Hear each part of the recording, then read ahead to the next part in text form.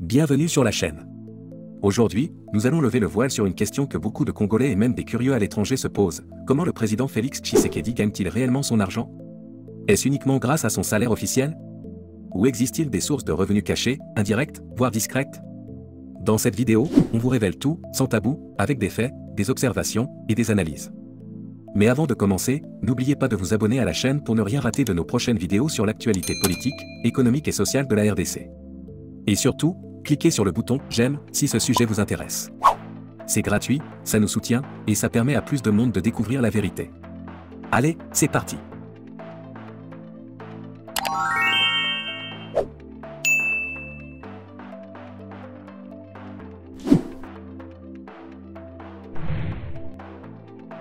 En tant que président de la République démocratique du Congo, Félix Tshisekedi perçoit un salaire mensuel officiellement payé par l'État congolais.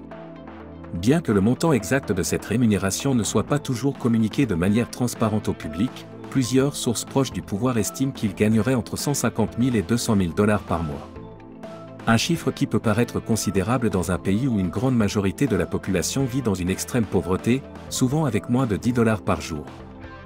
Cependant, si l'on compare ce salaire à celui d'autres chefs d'État africains ou même à certaines fonctions politiques à l'international, il demeure relativement modeste.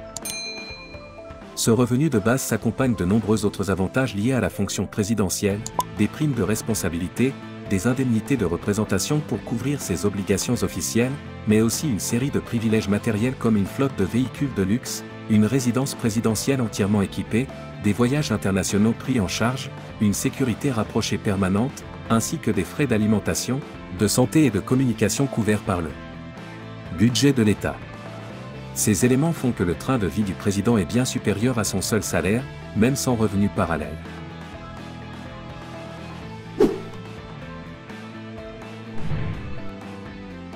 En plus de son salaire mensuel en tant que chef de l'État, le président Félix Tshisekedi bénéficie de ce qu'on appelle le Fonds spécial d'intervention présidentielle, une enveloppe budgétaire allouée directement à la présidence pour répondre à des situations jugées urgentes, pour financer certains projets présidentiels ou pour couvrir des déplacements non prévus dans le budget classique. Théoriquement, ce fonds sert à faciliter la réactivité du président face à des défis imprévus ou stratégiques pour le pays. Cependant, la gestion de ce fonds reste très opaque, comme c'est le cas dans de nombreux pays africains, y compris en RDC, où le contrôle parlementaire sur ces dépenses est souvent limité, voire inexistant. Cela soulève régulièrement des questions sur la transparence et l'utilisation réelle de cet argent public.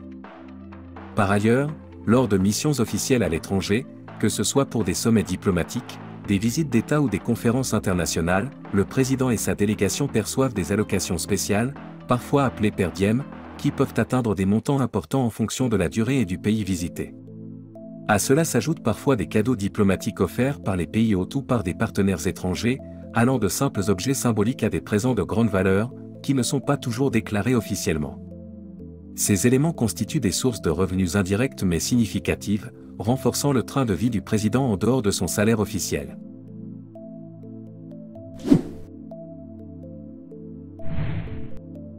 Officiellement, un président en fonction ne peut pas exercer d'activité commerciale directe, conformément aux principes d'éthique et aux règles de gouvernance qui encadrent la fonction. Cependant, cela n'empêche pas la mise en place de mécanismes indirects permettant à certains chefs d'État de continuer à générer des revenus via leur entourage. Dans le cas de Félix Tshisekedi, plusieurs observateurs soulignent l'influence croissante de sa famille au sein des institutions publiques et des milieux économiques en RDC.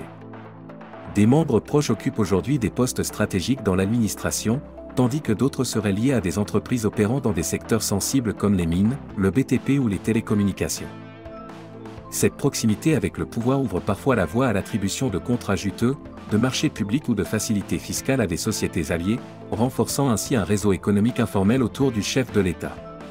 Certains détracteurs n'hésitent pas à parler de véritables groupes d'affaires, gravitant dans l'ombre de la présidence, et qui tireraient profit de cette position privilégiée pour étendre leur influence et multiplier les opportunités d'enrichissement, souvent en dehors de tout contrôle public réel.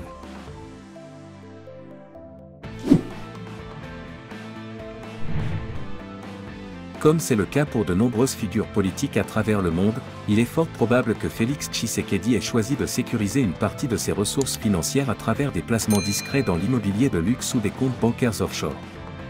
Ces types d'investissements, souvent réalisés dans des juridictions étrangères comme Bruxelles, Dubaï ou Paris, sont régulièrement utilisés par les élites politiques pour protéger leur patrimoine, échapper aux fluctuations économiques locales ou, dans certains cas, contourner les mécanismes de transparence imposés dans leur pays d'origine. Bien entendu, ces biens ou avoirs ne sont presque jamais enregistrés directement à leur nom, ils passent plutôt par des sociétés écrans, des prête-noms ou des collaborateurs de confiance, ce qui rend leur traçabilité particulièrement complexe, voire impossible pour le citoyen lambda ou même les journalistes d'investigation. Si ces allégations n'ont jamais été officiellement prouvées dans le cas de Félix Tshisekedi, les rumeurs sont persistantes et s'inscrivent dans une logique d'anticipation politique. Les dirigeants cherchent souvent à garantir leur avenir financier une fois leur mandat achevé, surtout dans des contextes où la stabilité du pouvoir est fragile. Cela soulève des questions importantes sur la transparence, la déclaration de patrimoine et la lutte contre l'enrichissement personnel aux dépens des finances publiques. Notamment pour faire la lumière sur l'utilisation des fonds souverains, les marchés publics attribués à des sociétés proches du pouvoir, et l'absence de mécanismes de contrôle transparents.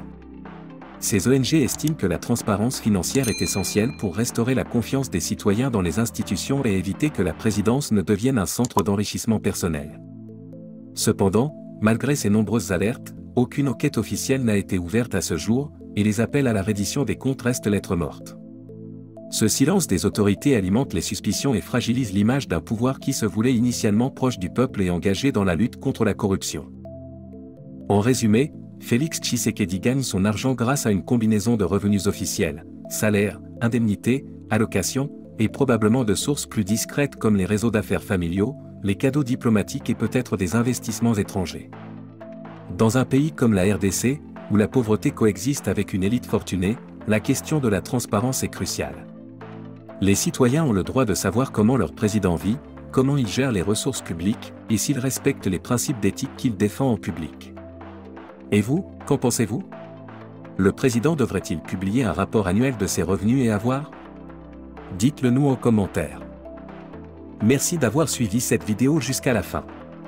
N'oubliez pas d'aimer, de vous abonner et d'activer la cloche de notification pour ne rater aucun de nos prochains contenus.